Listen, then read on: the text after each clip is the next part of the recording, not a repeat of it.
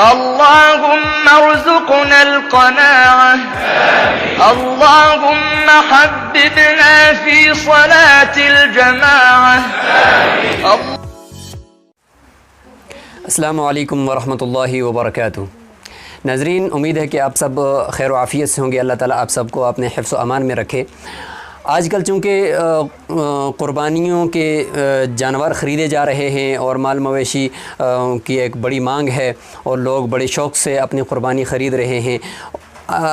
قربانی کے کیا فضائل ہیں، قربانی کی کیا مسائل ہیں، اور خاص طور پہ ہمارے دیہاتوں کے اندر لوگوں کو ایک خاص مسئلے کا پتہ نہیں ہے۔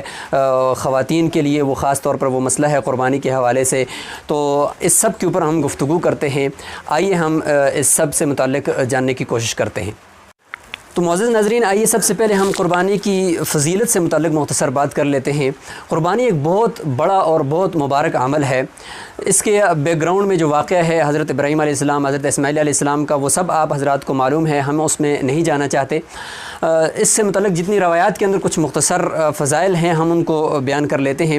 اتنا مبارک عمل ہے کہ حضور صلی اللہ علیہ وسلم سے صحابہ کرام نے پوچھا کہ یہ قربانی کیا ہے؟ فرمایا کہ یہ آپ کے باپ حضرت ابراہیم کی سنت ہے۔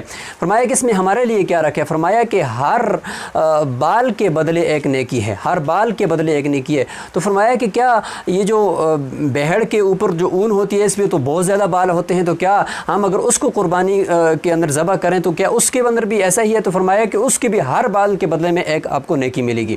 تو کتنی بڑی فضیلت کی بات ہے۔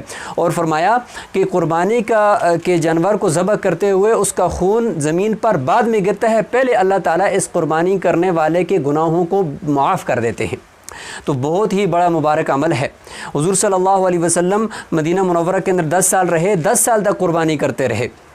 اس لیے قربانی بہت ہی فضیلت والا عمل ہے۔ اور ادھر سے اس کا ایک پہلو یہ بھی ہے کہ وسعت کے باوجود اور مالدار ہونے کے باوجود جو شخص قربانی نہیں کرتا تو اس کے بارے میں فرمایا کہ فلا یقربن مصلانا، وہ کس منہ سے ہمارے عیدگاہ کے قریب آئے گا؟ اسے تو ہمارے عیدگاہ کے قریب ہی نہیں ہے۔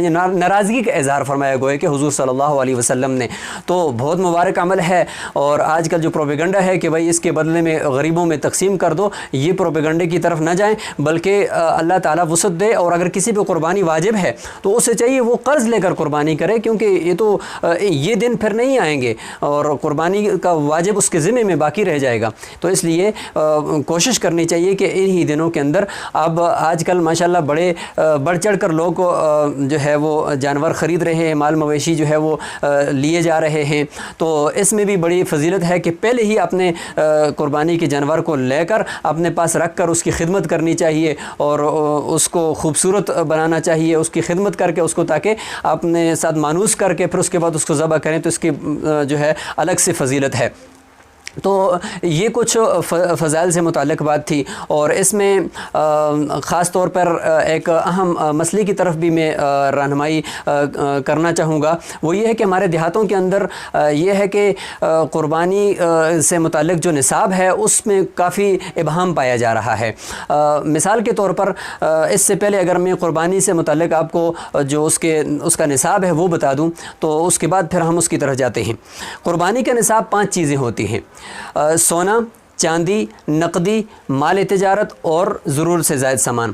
اگر کسی کے پاس صرف سونا ہے، یعنی ان 5 چیزوں میں سے کوئی اور چیز نہیں ہے، صرف سونا ہے، تو پھر تو اس کا 7.5 تولے ہونا ضروری ہے۔ 7.5 تولے نہیں ہے، کم ہے، اور اس کے ساتھ چونکہ اس کے پاس 1 روپیہ بھی نہیں ہے، مال تجارت بھی نہیں ہے، ضرورت سے زائد سامان بھی نہیں ہے، نقدی بھی نہیں ہے، کچھ بھی نہیں ہے، تو پھر اس کا 7.5 تولے ہونا ضروری ہے اگر سونا اکیلا ہے۔ اسی طریقے سے اگر چاندی ہے تو 52.5 تولے چاندی ہونا ضروری ہے۔ اگر نقدی ہے تو 52.5 تولے چاندی کے بقدر تقریباً 50-55 ہزار روپیہ اس کے پاس ہونا ان قربانی کے دنوں میں قربانی واجب ہونے کے لیے یہ شرط ہے۔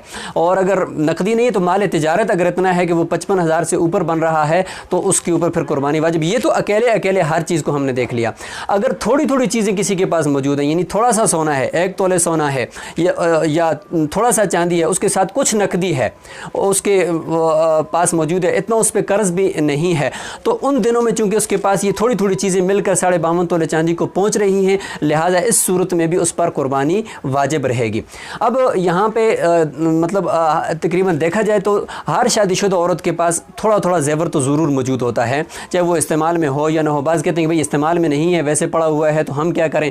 نہیں، استعمال میں ہو یا نہ ہو، زیور اگر تھوڑا سا ہے اس کے ساتھ اگر تھوڑی سی بھی نقدی ہے تو قربانی واجب ہو جائے گی۔ بعض لوگ کہتے ہیں بھئی زیور تو 7.5 تولے ہوگا تو تب ہم قربانی کریں گے، ایسا نہیں ہے۔ اس مسئلے کو اچھی طریقے سے اپنی خواتین کو بھی سمجھا دینا چاہیے۔ اب خواتین کے پاس رقم نہیں ہوتی، وہ قربانی پچھلے کئی سالوں سے ان کی قربانیاں بھی باقی ہیں، اور خامد جو ہے وہ بیچارہ شوہر وہ کماتا نہیں ہے، اب وہ قربانی کہاں سے کرے؟ تو یہ بڑے مسائل ہیں۔ اس لیے گزارش یہ ہے کہ یہ سونا اگر گھر میں رکھا رہے گا، فائدہ تو کچھ اس کا ہے نہیں ہے، تو اس کی وجہ سے زکوٰۃ بھی لازم ہوتی رہے گی، اور اگر اس کے ساتھ نقدی کچھ ہے اور اس کی وجہ سے قربانی بھی واجب ہوتی رہے گی۔ اس لیے یا تو اس کو فروخت کر کے قربانی کی جائے، لیکن یہ اللہ تعالیٰ کا حق ہے، اس کے اندر کوتاہی کرنے کی کوئی بھی گنجائش نہیں ہے۔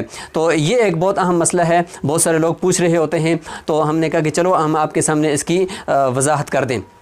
باقی قربانی کے اندر کیا قربانی کے جانور میں کون کون سی جو ہے عیوب کی وجہ سے قربانی درست نہیں ہوتی، یہ ایک بہت طویل مسئلہ ہے، کبھی انشاءاللہ اگلے کسی کلپ کے اندر یا کسی لیکچر کے اندر ہم انشاءاللہ اس پہ بھی ڈسکس کریں گے۔ اللہ تعالیٰ سے دعا ہے کہ اللہ تعالیٰ ہمیں اس نیک عمل کی اور اس مبارک سنت کی قدر کرنے کی توفیق نصیب فرمائے، اور اس کے جتنے بھی پیچھے فضائل ہیں اللہ تعالیٰ وہ ہمیں مرحمت فرمائے۔ السلام علیکم ورحمۃ اللہ وبرکاتہ۔